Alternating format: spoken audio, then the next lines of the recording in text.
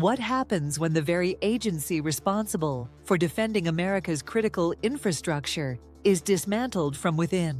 In 2025, the Cybersecurity and Infrastructure Security Agency, known as CISA, is facing budget cuts that could eliminate 40% of its workforce. That's nearly 1,300 jobs.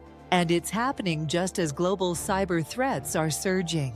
At Quantum Cyber AI, we break down the data behind digital risk. And this story? It's one of the most urgent we've covered. These proposed CISA budget cuts are not just bureaucratic adjustments. They could fundamentally weaken how the United States protects its power grids, water systems, hospitals, elections, and digital governance frameworks. Let's start with what's being cut. The layoffs hit the National Risk Management Center, stakeholder engagement divisions, and back-end analysis teams. Programs like CVE tracking, red team operations, and cyber response coordination are already being scaled back or eliminated. These are the teams responsible for assessing risk in real time. Without them, threats go undetected, infrastructure becomes vulnerable, and cyber attacks can ripple across systems without warning. Now think about the interconnected nature of modern infrastructure.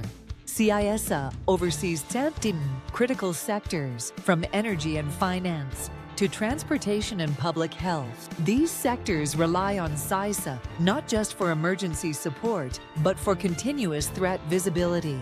When Colonial Pipeline was hit by ransomware in 2021, CISA helped manage response coordination. When vulnerabilities like Log4Shell or SolarWinds emerged, CISA served as a national hub for remediation. These cuts threaten to erase that connective tissue. And it gets worse. Election security, already a political flashpoint, is unraveling. CISA's EI-ISAC and MS-ISAC programs, which have helped defend elections since 2016, have lost funding. These programs provided vital resources to state and local election boards, especially in smaller, underfunded jurisdictions. Without them, election officials must fend for themselves. No briefings, no coordination, no expert support to deal with phishing, ransomware, or AI-generated deepfakes targeting voter confidence. Many of these officials are sounding the alarm. Some say they're flying blind. Others describe how trust in the process is being eroded in real time, and how their staff are unprepared for what's coming. All of this is happening while AI-enhanced threats are on the rise. Disinformation campaigns are more believable. Spear phishing is more automated. Deep fakes are more convincing. And response coordination weaker by the day. CISA wasn't just a firewall. It was the architect of digital coordination, linking public and private entities, issuing real-time alerts, and training local officials before crises hit. Now, even CISA's internal morale is collapsing. Staff are taking on double or triple workloads. High performers are leaving. Recruiting has stalled. New hires are backing out. The sense of mission is being drowned in political instability. That's how institutional knowledge vanishes. Not in one day, but in pieces until it's gone. And what do the experts say? Michael Daniel, former White House cybersecurity advisor, called the cuts catastrophic. Rob Joyce, former NSA cybersecurity director, warned that these layoffs would create long-term trust deficits and leave vulnerabilities unaddressed. Even within Congress, bipartisan voices have raised concerns. But so far, proposals to halt the cuts or restore funding have failed. Some argue that the private sector will pick up the slack, but private companies don't have national threat coordination powers. They don't have access to the same intelligence, and they're not accountable to the public.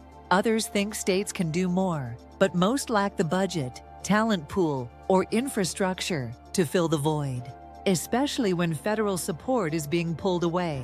So what can be done? First, we need to reinstate election security funding. EI-ISAC and MS-ISAC must be restored, along with staffing to support threat sharing and training. Second, CISA needs budget certainty. Year-to-year instability destroys long-term planning. Multi-year appropriations are essential for building real capacity. Third, cybersecurity leadership must be protected from political swings. National defense doesn't work when it's at the mercy of election cycles.